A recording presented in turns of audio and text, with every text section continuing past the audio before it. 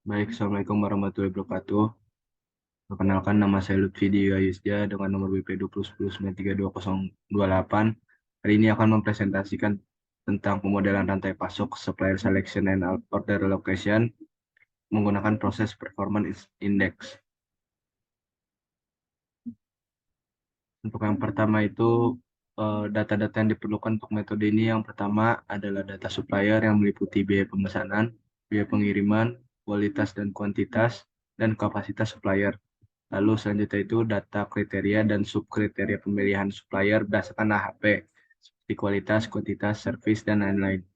Lalu yang ketiga selanjutnya data permintaan dan kapasitas perusahaan. Ini merupakan contoh data yang diperlukan untuk menggunakan metode proses performance index. Yang pertama itu informasi terkait supplier yang berisikan tentang biaya pembelian, biaya pengiriman, dan total biayanya. Lalu seleksi kriteria untuk penggunaan AHP, perhitungan AHP nanti. Contoh data ini diambil dari sumber Hardianta pada tahun 2018.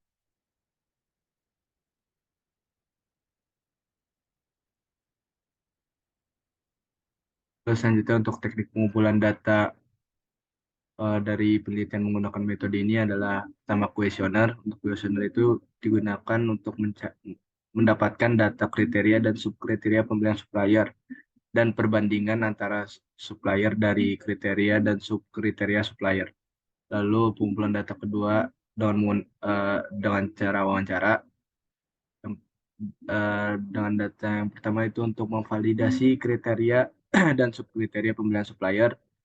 Lalu untuk mengetahui profil perusahaan, proses produksi, kebutuhan bahan baku, harga pemesanan supplier, biaya pengiriman supplier, keterlambatan bahan baku, dan kapasitas supplier.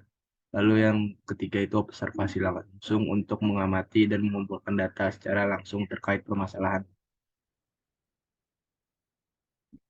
Terus selanjutnya untuk teknik pengolahan datanya itu ada 7 langkah untuk mendapatkan hasil yang optimal. Yang pertama itu menentukan batas kontrol dengan X bar atau S chart. Kedua, menentukan kriteria dan subkriteria yang berpengaruh dalam pengiriman masuk bahan baku dengan AHP. Tiga, dari pengumpulan data berupa kuesioner tingkat kepentingan kriteria dan subkriteria diolah menjadi matriks perbandingan perpasangan. Lalu keempat, uji konsistensi dilakukan untuk memastikan apakah hasil penilaian dari responden sudah konsisten. Kelima, perhitungan bobot kriteria dengan cara difusifikasi. Keenam, dari hasil perhitungan, supplier yang memiliki nilai preferensi alternatif yang paling besar maka supplier terpilih. Lalu yang ketujuh, memodelkan formulasi matematika agar dapat hasil yang optimal. Untuk penyelesaian ini dapat dilakukan dengan menggunakan bantuan software Minitab. Mungkin cukup sekian presentasi saya pada hari ini. Kurang lebih yang mohon maaf. Assalamualaikum warahmatullahi wabarakatuh.